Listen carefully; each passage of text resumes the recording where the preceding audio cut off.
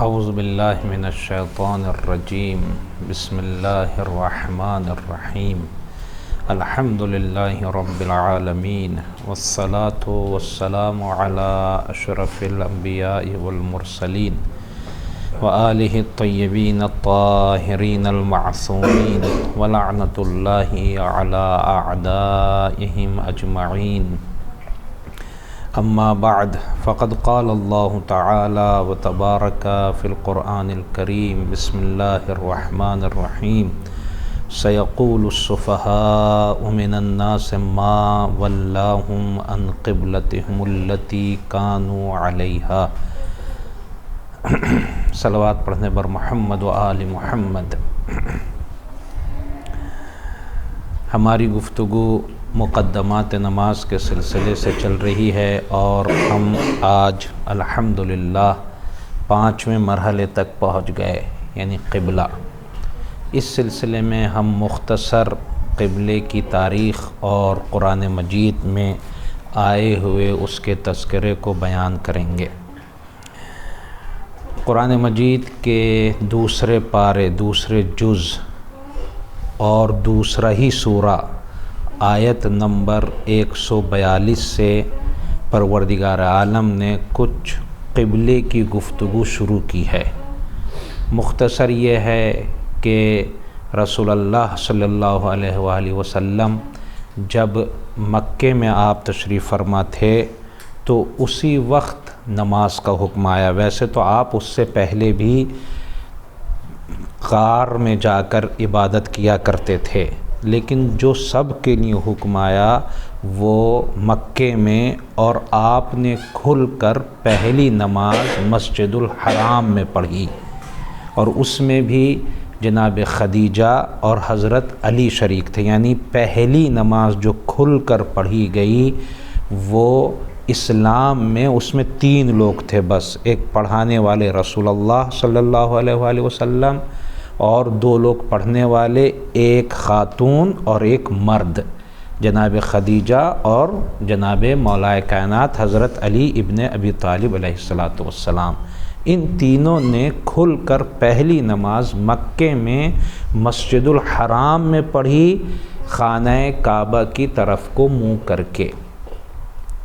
لیکن پھر اس کے بعد جب یہ کھل کر نماز پڑھی گئی تو مسلمانوں کو یہ حکم آیا تھا کہ آپ بیت المقدس کی طرف کھڑے ہو کر نماز پڑھیں۔ بیت المقدس کی طرف مدینے پہنچے جب رسول اللہ، تو مدینے میں بیت المقدس کی طرف منہ کر کے نماز پڑھتے تھے۔ اور بیت المقدس جب آپ مدینے میں ہوں تو بیت المقدس شمال میں یعنی نارتھ میں پڑتا ہے، بیت المقدس مدینے کے نارتھ سائیڈ میں ہے، اور خانہ کعبہ یعنی مکہ ساؤتھ میں پڑتا ہے۔ جیسے یہ والا ایریا انڈیا کے ساؤتھ میں ہے، لیکن یو پی نارتھ میں ہے۔ ایسے جب ہم مدینے میں اگر کھڑے ہوں تو بیت المقدس نارتھ کی طرف پڑتا ہے، شمال کی طرف پڑتا ہے، اور خانہ کعبہ ساؤتھ کی طرف پڑتا ہے۔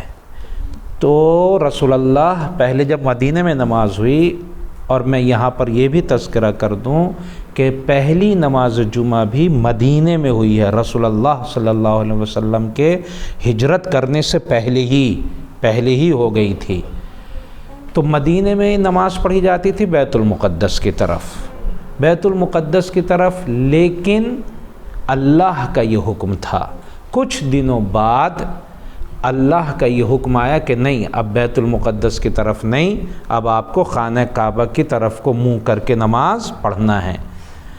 اسی کا تذکرہ قرآن مجید میں دوسرے پارے کی پہلی آیت اور سورہ بقرہ کی 142ویں آیت ہوتی ہے۔ اس میں پروردگار کہتا ہے سیقول السفہاء من الناس، ان قریب لوگوں میں سے دیوانے لوگ کہیں گے، جن کو عقل نہیں ہے، جن کو شعور نہیں ہے، جن کو سمجھ نہیں ہے، وہ لوگ یہ کہیں گے ما ولاہم عن قبلتہم التی کانوا علیہا، وہ کون سی چیز تھی کہ جس نے مسلمانوں کو پہلے والے قبلے سے پلٹا دیا، رخ مڑوا دیا، وہ کون سی چیز تھی؟ تو اے رسول کہہ دیجئے قل للہ المشرق والمغرب، اے رسول کہہ دیجئے مشرق و مغرب اللہ ہی کے لیے ہیں، کسی دوسرے کا نہیں ہے، اللہ ہی کا مشرق ہے، اللہ ہی کا مغرب ہے۔ اب جب گویا اللہ یہ کہنا چاہتا ہے اگر حکم الہی سے آپ کسی کام کو انجام دے رہے ہیں تب تو وہ کام عبادت ہے، لیکن اگر مرضی اپنی ہے اور کام ظاہر میں دین کا ہے تو وہ عبادت نہیں کہلائے گی۔ اللہ کے حکم کے تحت اگر میں کھڑا ہو رہا ہوں، کوئی کام کر رہا ہوں، تب وہ عبادت ہے۔ اس لیے ہم تمام نمازوں میں کہتے ہیں قربتاً اللہ، ہم اللہ کے لیے کام کر رہے ہیں۔ تو اے رسول کہہ دیجئے قل للہ، اے رسول کہہ دیجئے اللہ ہی کے لیے مشرق ہے، اللہ ہی کے لیے مغرب ہے۔ یہدی من یشاء الی صراط مستقیم، وہ جس کو چاہتا ہے سیدھے راستے کی ہدایت کر دیتا ہے۔ وَكَذَلِكَ جَعَلْنَاكُمْ أُمَّةً وَسَطًا لِتَكُونُوا شُهَدَاءَ عَلَى النَّاسِ وَيَكُونَ الرَّسُولُ عَلَيْكُمْ شَهِيدًا۔ یہ بیچ میں ایک الگ ٹاپک پر اللہ نے بات کی ہے، لیکن میں ترجمہ کر دوں۔ اور اسی طرح اے مسلمانوں، اے مومنوں، اے اللہ کے ماننے والوں، اے اللہ پر ایمان رکھنے والوں، تم کو اللہ نے درمیانی امت قرار دیا ہے، یعنی نہ تم ادھر جاتے ہو نہ ادھر جاتے ہو، یعنی نہ دین کو دنیا کی وجہ سے چھوڑتے ہو، نہ دنیا کو تمہارا ایسا دین ہے کہ دنیا کو چھڑوا کر صرف دیندار ہو جائے، جبکہ کچھ امتیں ایسی ہیں جو دنیا ہی کو اب سب کچھ سمجھتی ہیں، کچھ دنیا کو چھوڑ دینے ہی کو سمجھتی ہیں۔ تمہارا دین ایسا ہے کہ اللہ نے تمہیں درمیانی راستہ دیا ہے، یعنی دین اور دنیا دونوں تمہیں عطا کیے ہیں۔ کیوں؟ تاکہ تم لوگوں پر گواہ رہو، گواہ رہو۔ وَيَكُونَ الرَّسُولُ عَلَيْكُمْ شَهِيدًا، اور رسول تم پر گواہ رہیں۔ اب اللہ پھر قبلے کی یہاں سے بات کرتا ہے وَمَا جَعَلْنَا الْقِبْلَةَ الَّتِي كُنْتَ عَلَيْهَا إِلَّا لِنَعْلَمَ مَن يَتَّبِعُ الرَّسُولَ، ہم نے قبلے کو قرار نہیں دیا تھا، پہلے والا قبلہ جو بیت المقدس، ہم نے قبلے کو قبلہ، بیت المقدس کو قبلہ قرار نہیں دیا تھا مگر یہ کہ ہم یہ جاننا چاہتے تھے، اے مسلمانوں تمہیں بتوا دینا چاہتے تھے کہ کون حقیقت میں رسول کا پیروکار ہے، کون حقیقت میں رسول کی بات مانتا ہے اور کون رسول کی بات کو چھوڑ کر آگے بڑھ جاتا ہے، اپنی چلاتا ہے۔ ہم یہ پہچانوانا چاہتے تھے، اس لیے کہ جب قبلہ رخ موڑنے کی بات آئی تو کچھ لوگوں نے آرام سے موڑ لیا، کچھ لوگ نہیں موڑے، کچھ لوگ یہ کیا ہو گیا، یہ کیسے ہونے لگا، اب تک یہ تھا قبلہ، اب تک فلاں تھا قبلہ، اب کیسے یہ ہو گیا، ایسی باتیں کرنے لگے۔ تو اللہ نے کہا ہم قبلے کا رخ چینج کر کے، نماز میں رخ چینج کر کے یہی پتہ لگانا چاہتے تھے اور بتا دینا چاہتے تھے کون رسول کا حقیقی پیروکار ہے اور کون رسول کس سے اپنا منہ موڑ لیتا ہے۔ وَإِن كَانَتْ لَكَبِيرَةً عَلَى الَّذِينَ إِلَّا عَلَى الَّذِينَ هَدَى اللَّهُ، اور یہ قبلے کو چینج کرنا، قبلے کو بدلنا یہ بہت بڑا کام تھا، مگر یہ کہ جو حقیقت میں ہدایت یافتہ ہو گیا اس کے لیے کچھ بھی نہیں ہے۔ جو یہ سوچتا ہے نہیں مجھے اللہ کی بات ماننی ہے، اس کے لیے کوئی کام بڑا نہیں ہوتا، نہ گرمی میں روزہ رکھنا اس کے لیے پریشانی ہوتی ہے، نہ سردیوں میں، نہ صبح کی نماز میں اٹھنے میں اس کو پریشانی ہوتی ہے، نہ ظہر کی نماز میں، کبھی اس کو پریشانی کیوں؟ اس لیے کہ وہ یہ سوچتا ہے کہ میرے اللہ کا حکم ہے۔ اسی طرح ان کو قبلہ رخ کرنے میں جن کو اللہ پر یقین تھا ان کو کوئی پریشانی نہیں ہوئی، لیکن جو اللہ پر یقین نہیں رکھتے تھے وہ کہنا یہ کیسے ہو گیا، کیوں ہو گیا ایسا۔ ان اللہ بالناس لرؤوف الرحیم، بے شک اللہ لوگوں پر مہربانی کرنے والا ہے اور شفیق و مہربان ہے۔ قد نرى تقلب وجهك في السماء، اے رسول ہم دیکھ رہے تھے کہ آپ بار بار آسمان کی طرف دیکھتے ہیں۔ کیوں؟ اس لیے کہ میں آپ کو یہ یہاں پر ذکر کروں کہ رسول کو شب قدر میں پورا قرآن دے دیا گیا تھا، رسول جانتے تھے کہ یہ کام ہونے والا ہے، لیکن پھر بھی کوئی بھی کام بغیر اللہ کے حکم کے انجام نہیں دیتے تھے۔ شب قدر میں پورا قرآن آ چکا، اب رسول انتظار کر رہے تھے کب یہ والی آیت آئے گی کہ ہمیں ابھی تو ہم اس قبلے پر پڑھ رہے ہیں، پھر ہمیں دوسرے قبلے والی آیت کب اللہ اللہ یہ حکم نازل کرے گا کہ والی آیت نازل ہو۔ اے رسول ہم دیکھ رہے ہیں کہ آپ آسمان کو دیکھتے ہیں، کب جبرائیل حکم لے کر آ جائیں، کب اللہ کی طرف سے آ جائیں، کب اللہ کا حکم آ جائے۔